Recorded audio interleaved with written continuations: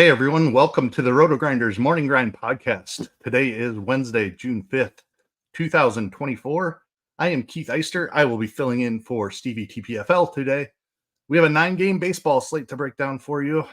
Joining me to do that here is Tim Buell. You might know him better as TastefulTides. Tim, how are you doing today?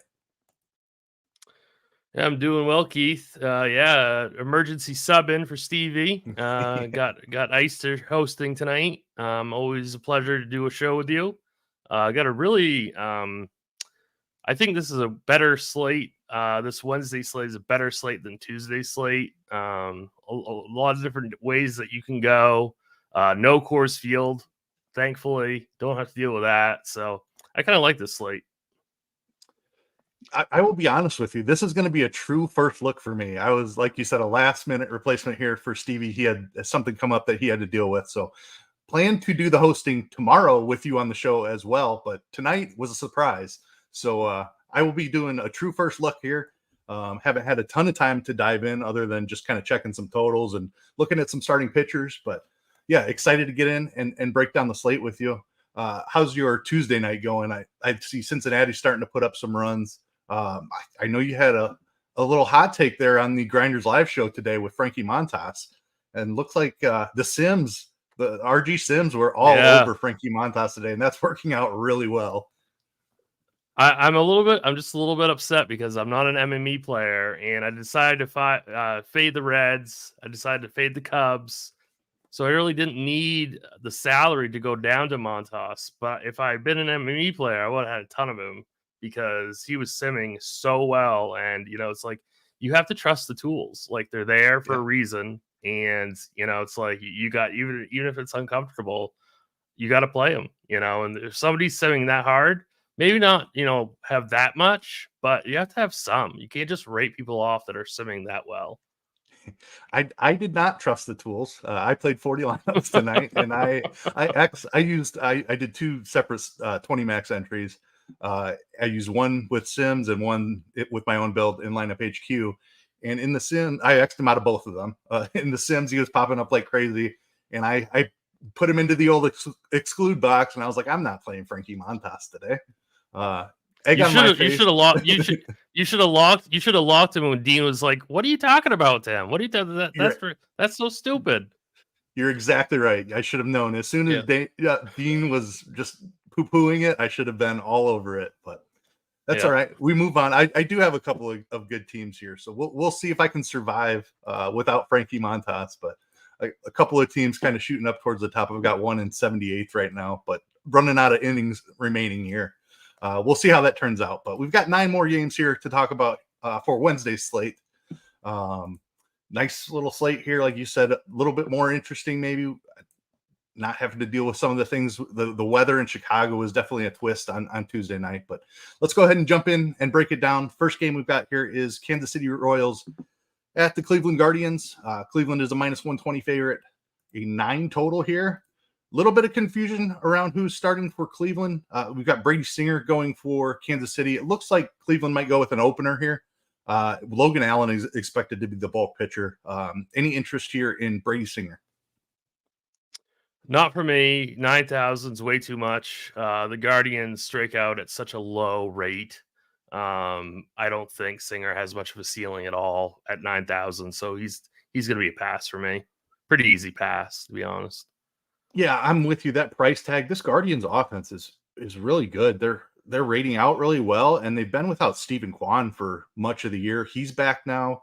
David Fry has really kind of burst onto the scene. So I'm with you. Like, Singer's not an elite strikeout pitcher. Cleveland doesn't strike out all that much. 9,000 feels like a little bit too much.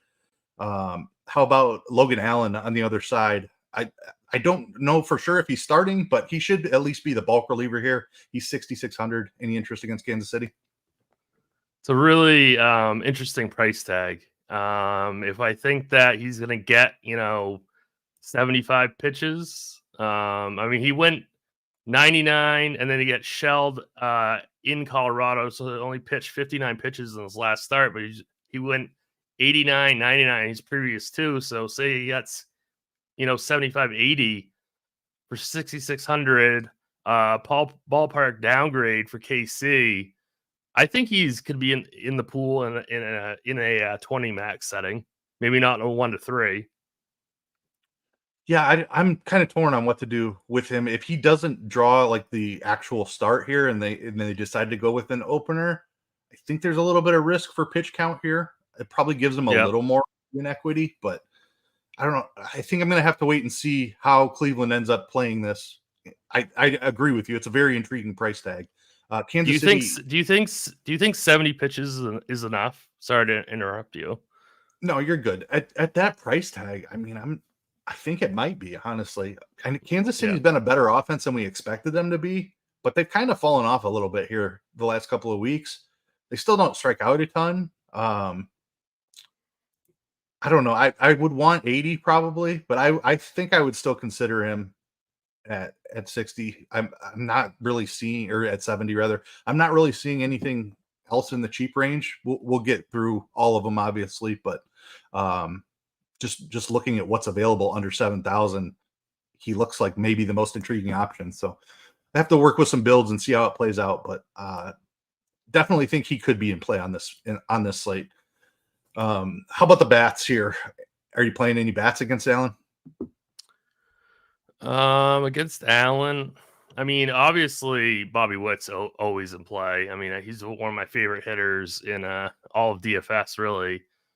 Sal Perez is always interesting as well, but this isn't really a team that I want to stack. So really, it's just Bobby Witt a one-off or Perez one-off.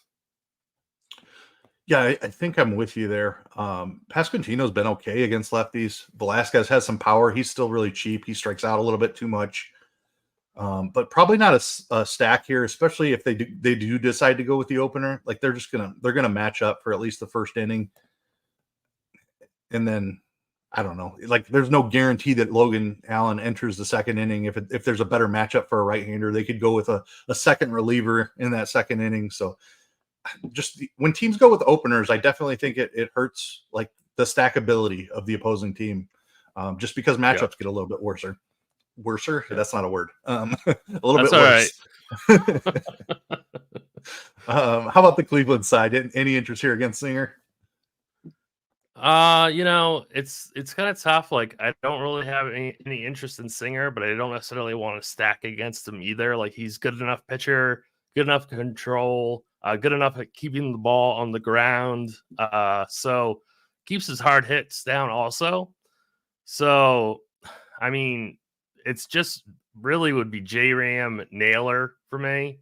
I have no interest in Quan or Jimenez, really. So really just Ramirez Naylor for me. Yeah, every time I look at these Cleveland prices, it's like, man, like they should not be this expensive, but that's how good they've been this season. Like they're a top 10 offense. Their power is way up from where it was last season as well. So like Naylor took a step. David Fry has been just absolutely incredible. Though, like you don't think of those guys as 5,000 salary hitters, but that's exactly what they've been this season. Andres Jimenez, another one. It just feels like they're way overpriced, but then you go look at their season-long numbers and it makes a little bit more sense. I'm kind of with you though. I think I said it out here. I respect Singer enough as a pitcher. I just don't like his upside today. So I think I am out on Cleveland as well. Second game of the slate here, we have the Tampa Bay Rays visiting the Miami Marlins. You have the Rays as 148 favorites here, 7.5 total in this game. Let's see who's pitching here. We have Braxton Garrett going for the Marlins. Zach Eflin expected to return off the IL here. Any interest in Zach Eflin in his first start back? This is another issue about pitch count. Really, he threw a 40-pitch bullpen session on Sunday. I can't imagine he gets over 70. I don't know. I mean, that's the problem. If I knew he was going to get 80, I would definitely roster him at 7,500 against Miami in Miami. So, but again, I can't trust the pitch count really. So, I don't think so.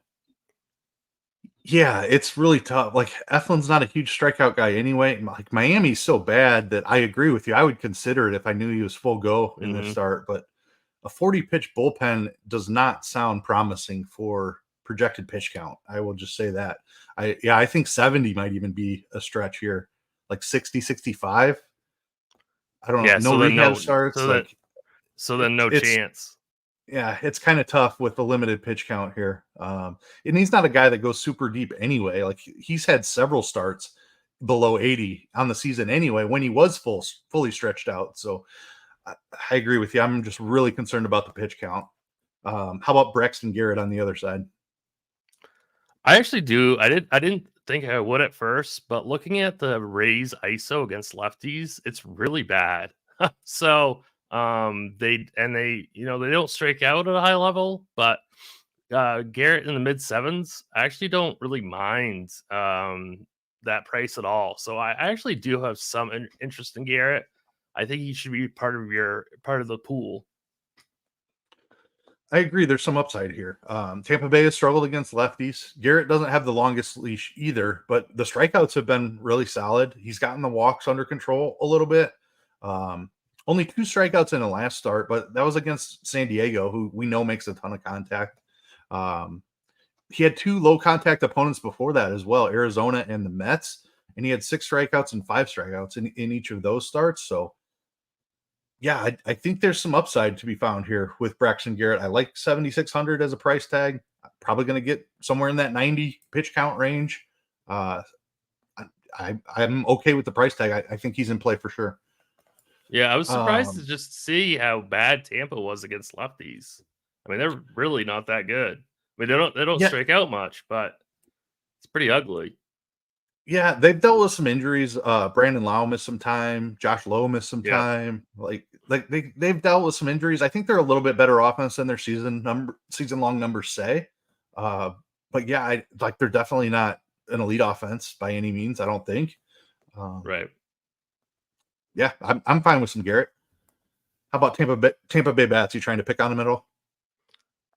I do not want any Tampa bats. I think even if I was making 150, I would have very, very few stacks of the Rays. Yeah, tough ballpark here in Miami. I mean, Tampa deals with that in their home park anyway. But I trust the strikeout stuff enough of Garrett where I'm off of it as well. You could take some shots on power bats like Yandy Diaz and Randy Rosarena. They're cheap enough where I wouldn't hate them as one offs. I just don't see the full stack working out. I don't think there's enough upside on a 9-game slate. So I agree. Paredes is priced up, but he's been incredible, like very surprising since coming over to Tampa Bay. But I agree with you. I think I'm out on the stack. How about Miami bats against Zach Eflin here? Try to find some prices here. Okay. Like Jesus Sanchez at 3,200, I'm fine with that. That is still way too cheap. Jake Berger 3,400, still way too cheap. This stack in general, not really that interested, but this is a great team for like a little 3-man fill-in stack. Not a full 5-man, but like a small little 3-man stack because they're so cheap. Yeah, I don't mind that call at all. I love the Jesus Sanchez call. Nick Gordon, another guy who's been hitting pretty well here recently. Assuming that he's in the lineup, he's right there with Sanchez at 3,100. If you can get up to Jazz Chisholm, I think he's a great option. But he doesn't fit that mold of the cheap 3-man, which is your angle there, and I do like that angle quite a bit. Very similar to the Tampa Bay side. I don't think they have enough upside to win the slate, but as salary savers, I think they could be incredibly useful.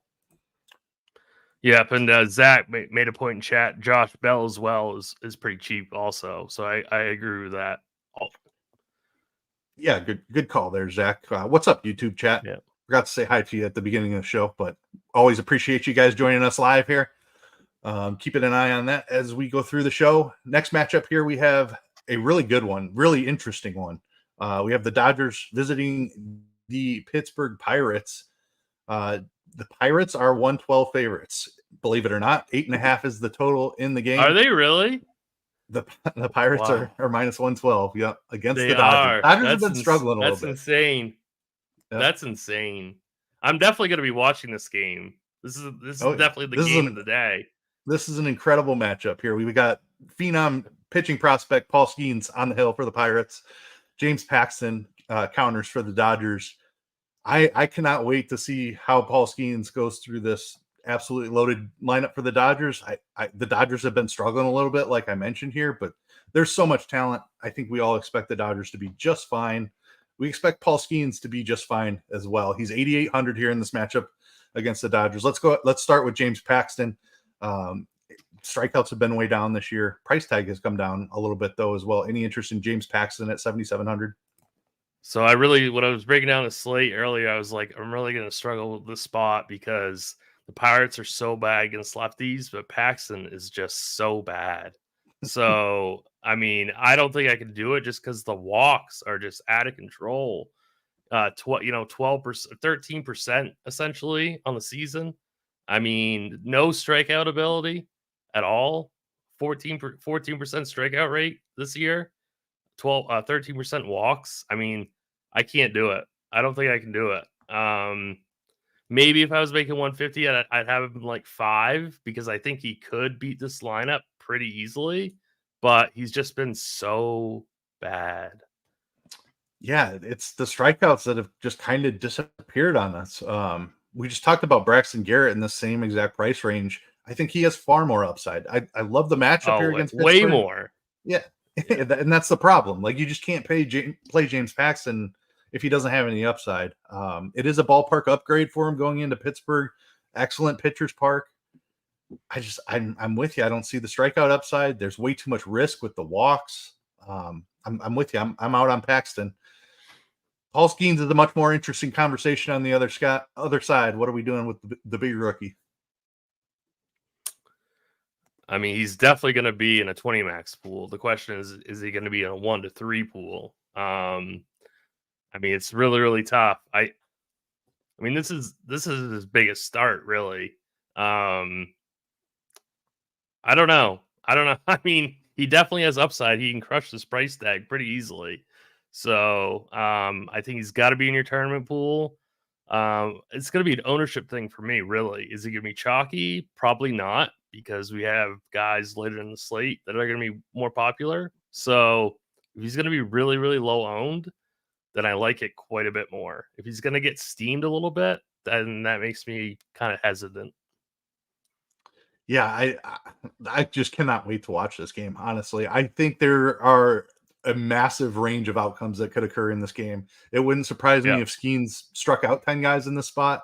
It wouldn't surprise me if the Dodgers blew him up and got him out of there in like 2 1/3 innings or something like that. I think both are very possible. Derek in chat says, I'm going to play Scenes and stack Dodgers in another lineup. That's perfect. That is exactly how I would handle this situation. Yep. Yeah. I would not surprise me at all to see Skeens rise to the occasion and just blow the Dodgers away with something like 10 strikeouts in 6 innings, just absolutely dealing. And obviously at 8,800, that's a score you would definitely want to have. It also wouldn't surprise me to see the Dodgers stack come to life and really beat up on the rookie.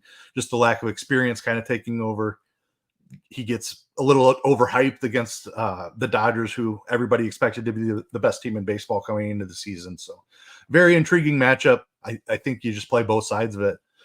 Anything you want to touch on? I know like we have some interest in Dodgers bats here. Any hitters in particular that you want to highlight?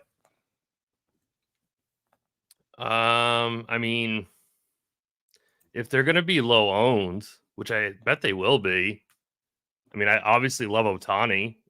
Freeman's been hitting the ball really well lately also. I mean, the usual suspects for the Dodgers, if you're going to stack them. I think that, Ohtani is my favorite overall. Freeman probably second. Then you always have like Gavin Lux as a cheapie, like wraparound stack. But yeah, I mean, I'm not really like that excited to pay these prices against Skeens. So I don't know. Yeah, I think I'm with you there. I prefer the Skeens side of this, honestly. I think I will have more Skeens than I will exposure to full Dodger stacks. Ohtani and Freeman is sure, totally fine. Lux is not a guy. Lux can't figure it out, man. It's been tough.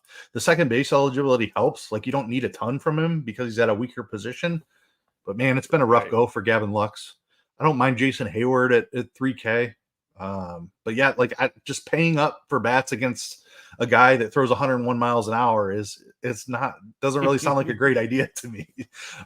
So I will have more Skeens than Dodger stacks, but I will certainly have at least one or two full Dodger stacks in a 20 lineup build. How about Pittsburgh? Paxton, we've talked about his struggles, lower on the strikeouts, walks are too high. Any interest in stacking Pittsburgh here? I think that's the more interesting conversation. I wouldn't mind attacking Paxton, maybe some Andrew McCutchen at 3,900 or Cabrian Hayes at 41. I think those are pretty decent plays. Reynolds at 43. Those are all fine plays. So I actually don't mind getting to some of these Pittsburgh bats just because Paxton is so terrible. And so many walks that could really let the stat go, Yeah, I think I'm on board with the Pittsburgh stack here as well. They're cheap enough. Nobody over 4,500 here. Brian Hayes being back in the lineup definitely helps you lengthen the stack a little bit. Even a little 3-man. Like you can play Brian Reynolds in any matchup. Hayes is a really solid option against lefties. Connor Joe has hit lefties well in his career, as has Andrew McCutchen. I don't know how much he has left in the tank at this point. Nick Gonzalez has been really good since getting called up a couple of weeks ago. There's some options here for Pittsburgh. Edward Olivares has had a fine season against lefties, so they're all really cheap. I think Pittsburgh against lefties, they match up really well here, and I'm not afraid of Paxton. So I'll have a couple of full stacks. I really like the mini stacks, though. You use 3 of them as a secondary stack would be my favorite way to play this. Next game here, we have the Minnesota Twins at the New York Yankees. Yankees minus 190 favorites in this one. Total in the game is 8.5. Let's see. Click back over to our starting pitchers here. Sorry, my screen's loading up. We got Carlos Rodon going for the Yankees and Chris Paddock going for Minnesota. Any interest here in Chris Paddock against a tough Yankees lineup? Definitely not. I mean, he's decent against righties, but it's just I don't want to attack anybody against the Yankees. So I mean, they're just so good. Soto, Judge, Stanton. Paddock's been okay against righties this year, but still, I don't know. I don't want to play Paddock. Yeah, they're tempting us with the price tag here. He's all the way down at 6,900, and he's been, like you said, he's been okay this season, right around league average in a lot of things this season. But I'm with you. I just don't want to pick on the Yankees at all this season. There's way too much. Look at that Babbitt too. Paddock's been getting I guess he's been getting pretty unlucky actually. Never mind, because he's giving up a 203 ISO to righties. So, yeah. I don't know. Yeah, no, I can't play Paddock. It's just the Yankees, right? Like they're hard to pick on. There's so much power. They're patient, right. And they don't strike out all that much anymore. Now that they've got guys like Soto and Verdugo in there and LeMahieu back now, it's a really tough lineup to navigate. So I don't mind playing Paddock when it's the right matchup. I don't think going into Yankee Stadium is the right spot. Yeah. Carlos Rodon is a guy I've been trying to figure out for couple of years now, it feels like. Never know what to do with this guy. $8,400 price tag. Any interest in Rodon against the Twins? I think a little bit. I think he's got to be part of your pool in a 20 max, but I think that there's enough Ks in this lineup that you can realistically play him, but it's not somebody that I'm going to be playing in a 1-3 setting. Yeah, this Twins lineup, I'm a little bit scared of now. Royce Lewis coming back, homered on Tuesday night. Congrats to him. Love to see him back in the lineup. Just a super talented guy there for Minnesota. Definitely deepens their lineup a little bit. Rodon's been good this year. It's hard to argue against him. 8,400 feels like a fair price tag.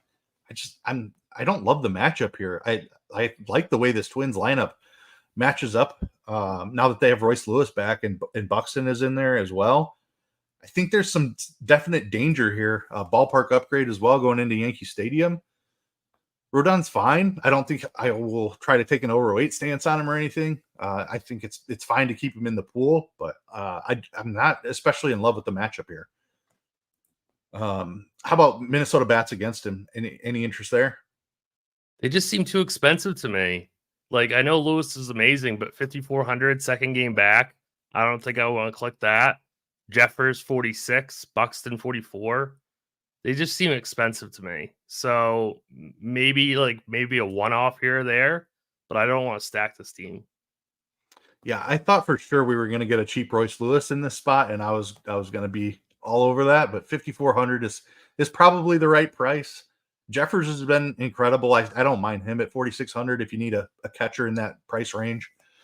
Buxton is cheap. He hasn't been especially great this year. Correa, I don't mind the price tag there either, but I don't think I want to stack against Rodon. He seems to have it figured out well enough this season where he hasn't had many blow up starts, right? He's at least an above average pitcher again. Maybe he doesn't have quite the strikeout upside that he's displayed at points in his career. I don't mind a few of these one-offs, but I probably don't want to stack against him. How about Yankees on the other side here against Paddock? I love the Yankees. I mean, Soto, Judge, Stanton, all over 300 ISOs against righties. Paddock's giving up a 203 ISO to righties. I absolutely love them. I know they're expensive, but we have kind of cheap pitching on the slate. So, and there's some cheap stacks later on the slate too that we haven't talked about. So, I think the Yankees are one of the best stacks on the slate. Yeah, they're expensive. You're right about that. Obviously, you just have to keep playing Judge when he gets on these types of streaks. Dude's been absolutely incredible. Soto's been awesome as well. They're both over 6,000. Stanton and that power is certainly in play or in that 5K range. Gleyber Torres is a guy I've been playing a bunch here recently. He homered as well on Tuesday night, so maybe he's waking up. He's been better over the last couple of weeks. Volpe's priced up at 4,900, so it's tough to fit him in. But I think this matchup against Paddock is totally fine. I have plenty of interest in Yankees here, as I generally do anytime they're at home. Next game, we've got the Baltimore Orioles taking on the Toronto Blue Jays. Blue Jays are minus 136 favorites here, 8.5 total in the game. Pitching matchup, we've got Albert Suarez taking on Jose Berrios. Any interest here in Suarez against this Jays offense? I don't. Oh, how much? No. There's too many guys. There's too many guys in that 7K range. I don't think Suarez has any ceiling in this matchup. So I think he's a pretty easy fade against Toronto. Yeah, I don't know. I think Suarez is an average-ish major league pitcher at this point. He got up to 95 pitches in that last start, which was very nice to see. 80 pitches in the start before that. So I think we're looking at a fully stretched out Suarez now. Just the problem is the Blue Jays don't really strike out. That's like if I'm choosing between him and Braxton Garrett, it's going to be Garrett pretty easily for me. Yeah. I just don't know that we need him on this slate is the problem. I think he's a fine enough pitcher. I'm not scared of the Blue Jays offense. It's just their contact ability really limits the DFS upside of opposing pitchers. So if I happen to fall in a range where I don't have quite enough, go ahead. No, I was just going to say, like, Toronto's projected to strike out under 20% of the time against Suarez. So there's no K upside for him. Yep, I'm with you there. Only reason I think he finds a way into a lineup for me would be if I just didn't have that. If I loved everything else and didn't have the 500 or 600 to get up to somebody like Garrett, but probably won't use him. Jose Berrios on the other side, really tough matchup here against Baltimore. Any interest in Berrios? Yeah, extremely tough matchup. I really can't justify it. I mean, he's only got 16% K rate against righties, 19% or 20% overall. Hard hits to both sides of the plate. I don't think so. I can't pay that for him. Not in this spot. Yeah, no Barrios for me either. Baltimore is just a team that I'm pretty much avoiding. They've just been incredible this season. They're top 5 in WRC plus. They lead the league in ISO. It's a really tough lineup here for Baltimore. So no Barrios for me. How about Baltimore bats against him? Any interest? You gotta love Gunnar Henderson. I mean, that guy is an absolute stud. So yeah, he's one of my favorite plays on the slate. If I'm not playing Yankees, then I'm definitely gonna play some Henderson and some of these expensive Oriole bats. Yeah, so Santander 4,700, Cowser I think is pretty interesting also at 43. So there's definitely some lefties that you can attack Barrios with. But Barrios is like, he gives up hard hits to righties also. So Mountcastle is a good play as well. Yeah, I love this Orioles stack here. Barrios is an above average pitcher, but Baltimore is just so good right now. They were my favorite stack on Tuesday night, and I'm going right back to them. It's a tougher matchup here. Yeah. Barrios, like I said, is good, but I'm definitely playing some Orioles. Gunnar Henderson has been incredible. Ryan Mountcastle is red hot. I believe he had 2 home runs on Tuesday. Ryan O'Hearn did not crack the lineup on Tuesday. If he's back in there, I love his price tag. A dude that's been hitting the ball really hard. His results should be better than they have been this season. Westberg, like the price looks tough, and that maybe this isn't the matchup to pay 5,100 for him. But man, Westberg has been a really, really good hitter. His OPS is up around like 860. At least it was coming into Tuesday. So just a better hitter than I think a lot of people realize. Cowser, another one of those guys. He's just been so good this year. This lineup is so deep. There's so much power in it as well. So I will definitely be stacking up some Orioles. Blue Jays on the other side against Suarez. Not really a whole lot of interest. I don't necessarily want to pitch Suarez, like I said, but not really. This Torres is so frustrating. Talk about gutless. Definitely. I don't know. Like Springer is so cheap. Maybe he's interesting. Maybe some Varsho at 4,500. Springer 37. I don't know. Schneider. I don't know. I never know to do this team. I think they're pretty terrible. So, I don't know. Like they don't strike out, but they don't really do anything else. So I'm not really looking to stack them. Yeah, like they've become a contact over power team, and that's not really what we're looking for in DFS.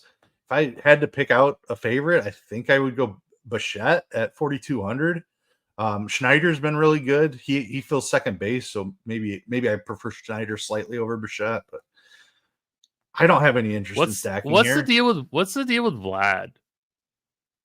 Is he just I don't know. His launch angle is broken is the deal. He's just hitting way too many ground balls. Like he should have so much power. Like his bat speed is like off the charts. He just hits it into the ground way too much. It's frustrating so weird because he's so talented. He was so good his rookie season. It looked like he was just gonna have a 15 plus year career where he was just an absolute monster. Unfortunately, he's running into some struggles here. Hopefully he can get it corrected because he's a fun guy to root for. His dad was obviously awesome. So right. hope he gets it turned around. But I even if I was stacking Blue Jays, I leave Vlad out in a lot of stacks, at least in recent history, just because those ground balls are they're rally killers. I don't know. Moving on to the next one here, we've got the Battle of Chicago here. White Sox at the Cubs. A little rain delay on Tuesday night. Cubs are it's been a rough go. They're massive favorites again here today. Minus 196 favorites, 8.5 total in the game. Trying to see if I have a wind direction here. Not seeing.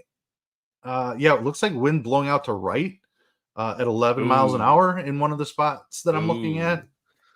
Keep an eye on that. 8.5 total doesn't necessarily scream Wrigley wind game, but 11 mile an hour wind in Wrigley is worth noting. So definitely keep an eye on the weather. This Cubs offense has been just a train wreck here for what seems like a month now at this point. As somebody who follows them every single day, it's been tough to watch. But we'll see what we got here. Pitching matchup. It's Eric Fedde for the White Sox. It's Jameson Taillon for the Cubs. Fedde has had a couple of spike games in there. Cubs offense struggling a little bit. $8,100 price tag. Any interest in Eric Fedde? If the weather is beneficial or neutral to pitchers, then I do have some interest. If it's not, then no interest at all. Fedde's been much improved this season. So I think that this Cubs lineup does strike out enough that Fedde could have a spike game against them. Yeah, I talked about a couple of those spike games. The Cubs have given up a couple of spike strikeout games here recently. So I don't hate that angle. If the wind is blowing out to right, it's going to be really hard to avoid Cubs lefties in this spot because Fedde has been just smoked by lefties his entire career. So we definitely have to keep an eye on that. I'm not paying too much attention to forecasts. I will just say that I love the strikeout matchup for Fedde. If weather conditions are favorable, I also don't mind picking on him with all of the Cubs lefties if pitching conditions are not favorable. Same kind of applies for me for Taillon on the other side. Another guy who's been absolutely beat up by lefties at times in his career. The White Sox don't have as much left-handed power as the Cubs do. I think that Taillon could also have a solid game here. We saw Imanaga struggle for his second straight start. Taillon has been much better this season. He really struggled to begin his career with the Cubs last year, but kind of came on towards the end of last season. He's been a really solid pitcher so far this season. Not a ton of strikeouts, but run prevention has been solid. The leash looks pretty solid here recently. 7,800. Any interest here in a great matchup with the White Sox? I guess I'm just not as high on him as you are, just because his K rate is so low, and there's so many other guys in this like 8K range that I'd rather play. I get it though, good run prevention spot, but I don't think I'd play him in a 1-3 type setting. I don't even know if I'd play him in 20 max, to be honest with you. I don't know. I don't want to play Taillon. I agree with you on the 1-3. I don't think he makes that pool. I think you could just go to Garrett every time in 3 lineups. In 20 lineups, I think I would have some exposure to Taillon just because of the matchup. Now, if we get 11-mile-an-hour wind blowing out to right field and the total moves from 8.5 to 9.5, which could very easily happen, then my tune might change on that a little bit because I agree. It's not like he's not a big strikeout pitcher. He's below average in that regard. So you need some length out of him. You need at least 6 innings, and you need him to give up probably 2 or less runs.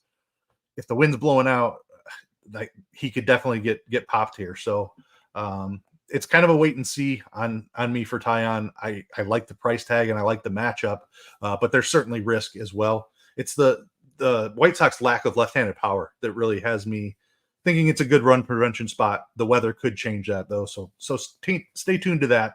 The White Sox back that scares me the most is obviously Gavin Sheets. There isn't really anything else to be afraid of. I mean, Robert's back in the lineup. He's a fantastic hitter. I will say that Jameson Taillon gives up a ton of stolen bases. So Luis Robert and stolen base upside is definitely a thing. I don't mind Robert as a one-off today. I don't mind Gavin Sheets as a one-off today. Unless we get some wind here, I don't think I'm stacking the White Sox. How about you? Definitely not. This game for hitters and pitchers is purely about the wind, really. I mean, that's what it comes down to. Agree with you there. I would love to play. I would love to play Ian Happ if the wind's blowing out. I'd love to be able to play Bush if the wind's blowing out, and Bellinger. Yeah, I like this Cub stack again. It's been, like I said, they've been awful here recently. It's been a real struggle. Cubs lefties, I have interest. Even if the wind isn't favorable, I still have a little bit of interest in the Cubs lefties. Bellinger's priced appropriately. Bush is probably appropriate. Tauchman, if he leads off again, is too cheap. Ian Happ has been much better over the last couple of weeks than he has been for the rest of the season. So I love the Ian Happ call at 3,800. If Pete Crow Armstrong is in the lineup again, I'm going to keep chasing him, waiting for this breakout. He's under 3K, so definitely love Pete Crow Armstrong if he's in there. I have more interest in the Cubs than I do the White Sox. If the wind is blowing out, as it currently looks like it might be, the Cubs are going to jump to the top of my list again. Fetty, I do believe that there's some strikeout stuff there. He developed a couple of pitches over in Korea. He's brought that back. Sometimes he has it, and sometimes he doesn't. I think there's been enough inconsistency this season where I'm willing to jump on the Cubs here, regardless of what the weather looks like. But my amount of exposure will definitely depend on the weather. Next game here, we've got the Detroit Tigers visiting the Texas Rangers. Texas is a minus 132 favorite, 8.5 total in this game. Pitching matchup here. Sorry, my tabs are taking a while. Jose Urena going for the Rangers and Kenta Maeda going for the Tigers. Both of them really cheap. Neither of them have a ton of upside. Let's start with Maeda here. And any interest in Maeda? No, I actually played him against Boston and it almost worked out perfectly. But against this lineup, I'm going to pass pretty easily. Yeah, I'm with you. I'm intrigued by strikeout upside. In a different matchup at 6,200, right? Texas just doesn't strike out. They're down around 20% for the season. Yeah, it's hard to find upside for Kenta Maeda. It's hard to see him getting through 5 or 6 innings unscathed here against Texas, and it's hard to see him racking up 5 or 6 Ks against a lineup that just doesn't strike out all that much. Kind of a similar story for Jose Urena on the other side. He's found a little bit of success here. His Ks are never going to be what we want them to be for DFS. Any interest in Urena with a little bit better of a matchup here against Detroit? I never roster Urena, so no, that's a pretty easy no for me. Yeah, me too. There's just no upside here. Detroit's a team I don't mind picking on, but not seeing the upside for Urena. I assume that means we're going to have some interest in bats in this game. Let's start on the Detroit side. Yeah, so I mean, this is a cheap team, right? Like we've seen it over and over again. We've got Colt Keith at 29. Who's the kid Malloy still at min price at third base. I mean, we've got Riley Green. He's expensive, but I love him in this matchup. We've got Badu, who's 3,300, who I love. Really, this team is so cheap and so stackable. This is my favorite. This is definitely my favorite cheap stack on the board by far. Yeah, I love it as well. Especially like you have multiple plays under 3K. Keith that you mentioned, Malloy you mentioned, McKinstry cracked the lineup on Tuesday. If he's back in there, I don't hate that. Yeah, I played him. Nice. Urena is just very attackable. He's gonna allow contact. He's gonna have to get lucky with Babbitt to prevent runs, and he's been doing an okay job of that this season. I don't think it continues. We've seen him get beat up throughout his entire career. I'm totally with you on Riley Green as well. I just think he's an outstanding hitter. He's been on an absolute tear for several weeks now. Matt Vierling, if he's in the lineup, is another guy who's been pretty hot here recently. Wencel Perez has looked good at times. He's one of the more expensive bats, which doesn't feel great, but if he leads off, I don't even hate that. This Detroit stack has sneaky upside, I think, today here against Urena. So I'm interested as well. How about Texas bats for you on the other side? Well, Corey Seager's got to be one of the best plays on the entire slate. 5,700. Nate Lowe, 3,900. I absolutely love. Jonah Heim under 4K. I think Josh Smith should be in the lineup also. So I mean, it's relatively, other than Seager, it's pretty affordable. It's not overly expensive. So you could definitely pivot from your Yankees or your Cubs to Texas pretty easily. So it's going to be an ownership thing for me. If they're not going to be popular, then I absolutely love Texas. Yeah, I'm with you there. Seager, I agree with you, is probably the top bat on the entire slate. Josh Smith has been outstanding. I will say Josh Young is expected back here shortly. Like, he was knocking on the door. I know that. I'm trying to see if there was an update at all since this morning. not seeing anything. But Josh Young is expected back. I don't know if Josh Smith stays in the lineup at that point. Maybe, they could always, with Carter still out there, they could probably find a spot for him. I'm with you. If Josh Smith is in there, he's been great this season. Nate Lowe is too cheap. I'm with you there as well. A ton of interest. And then even the righties, like paying up for Garcia and Simeon, I'd be totally fine with as well. But there's enough cheap stuff here where you can fit Seager with one of those two big righties as well, and get a little bit more upside. Yeah, that's about all I have to say about it. Next game, 2 more to go here. San Diego Padres at the Los Angeles Angels. Padres minus 154 favorites here. Sorry, whenever I'm flipping tabs here, it takes me a minute to get back. I flip over to look at the totals, and then I click on the pitchers here, and my tabs are being slow on me. Pitching matchup is Dylan Cease for the Padres and Soriano for the Angels. Any interest here in Dylan Cease up at 9,800 here against the Angels? Best pitcher on the slate. It's all about what you want to do with the rest of your team. If you want to pay it for bats, this might be tough to play Cease, but he's the best overall pitcher on the slate. It's not even close. So he's definitely your cash game SP1. Yeah, so I absolutely love Cease. Yeah, I am right there with you. This Angels team, we've talked about it several times. They're very good against lefties. They struggle a ton with righties. They strike out way more against righties. Dylan Cease is appropriately the most expensive pitcher. He's the best pitcher. I agree with like the leash for Cease. Like he has upside to throw 105 to 110 pitches if things are going well. I think you have a floor of like 90 pitches in this spot. So no issues spending up for Cease. How about Jose Soriano on the other side here against the gutless Padres? They are gutless, but I can't play Soriano on the slate. I just can't do it.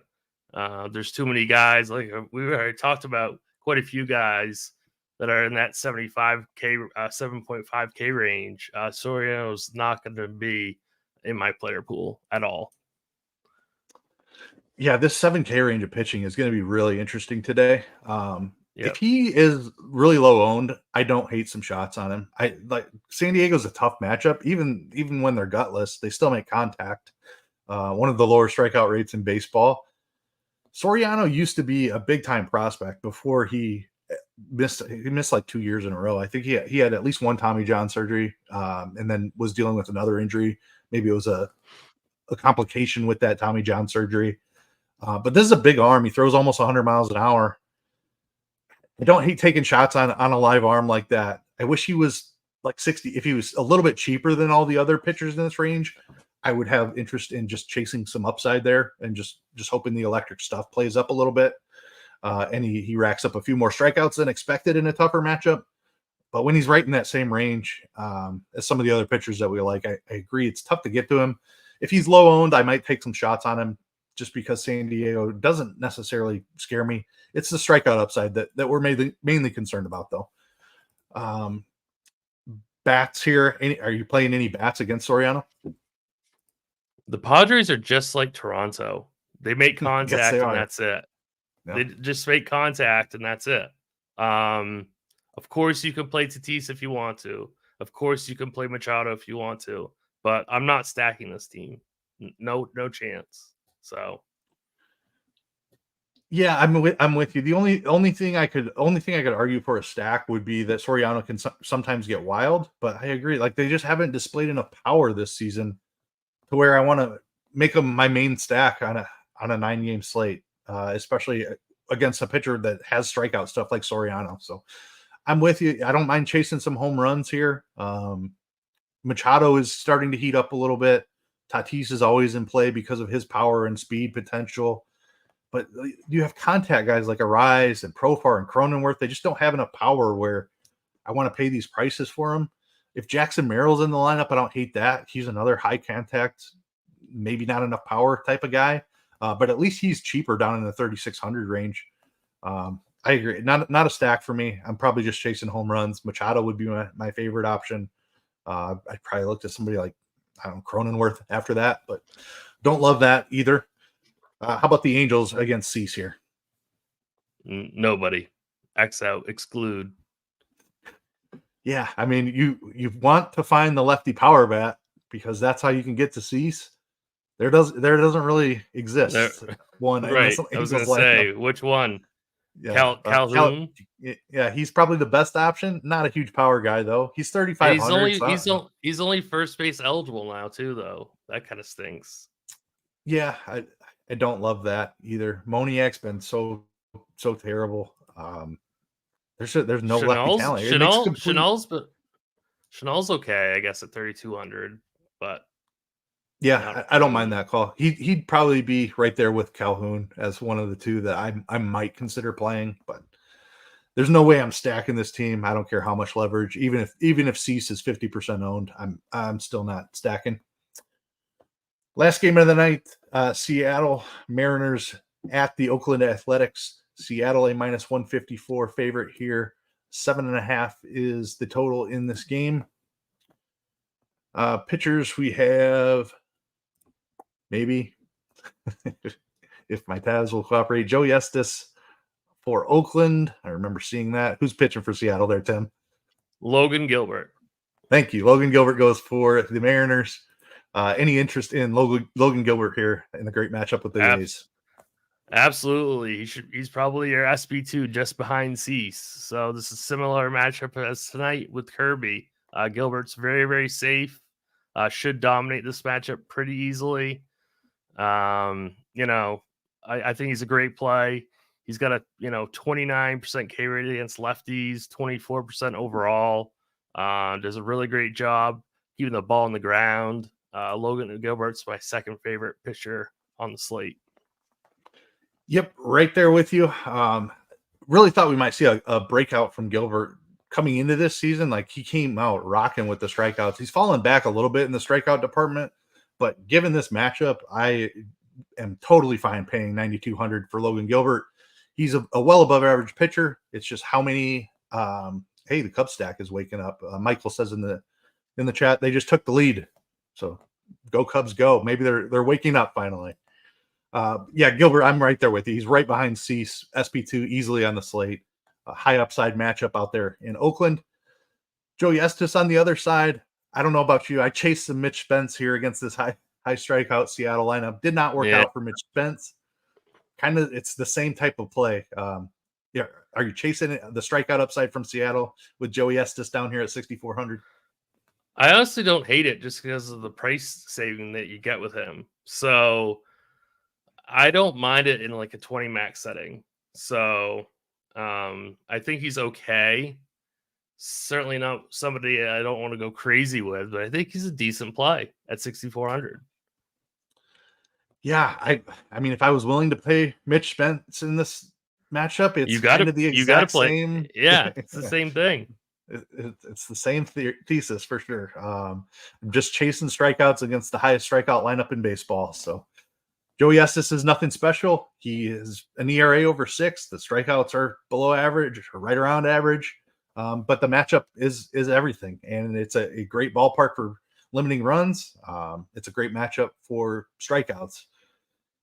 He's going to be out there throwing baseballs at 6,400 against a high strikeout lineup. I am in. Bats in this game, tough park for hitters. Mariners do have some power. Any interest here? Some, I guess, like Luke Raley, assuming he's in. Certainly don't mind like Josh Rojas either. I think Ty France is okay also, but not that much. Dylan Moore, depending on what his lineup spot is decent also. But you can always pick out some Mariners for some home runs, for some pretty cheap home runs. Yeah, I don't mind that call right there. It's not the best ballpark for home runs, but the Mariners' home park isn't the best ballpark for home runs either. So I can always play Cal Raleigh. I think I'm looking for lefty power here. And the Mariners, they have a little bit more righty power, it seems. Rojas has been really good this season. He doesn't have a ton of power. I really like Cal Raleigh as a one-off. That's probably the the main guy I'm going to have exposure here to. JP Crawford is back in the lineup and leading off. Not a ton of power from him either, but because of the ballpark, I don't think I'm stacking, but I don't mind chasing some one-offs here. How about Oakland bats against Logan Gilbert?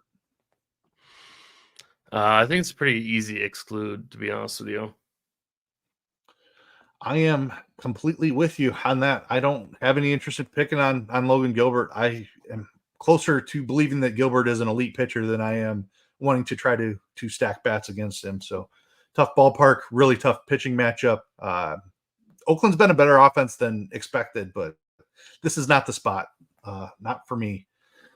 I don't have anything prepared for the morning grind game. That does it for the 9-game breakdown. So we're going to go ahead and skip the morning grind game. Were there any bets or anything that you wanted to get out there to the people? I want to see what that total is for the Tigers Rangers. It's 8.5 right now. I love the over on that, so I might bet that if it's up on DK. Yeah, a couple of very hittable pitchers in that game. I don't mind that call at all. I like that one. As I said, I was a very last minute replacement here, so I do not have any bets prepared. I haven't had a chance to look at anything for tomorrow, but Tim and I will be back tomorrow to break down the baseball slate as well. I'll be filling in for Stevie again.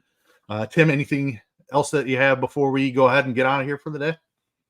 No, good luck, everybody. Hope you pitched Montas.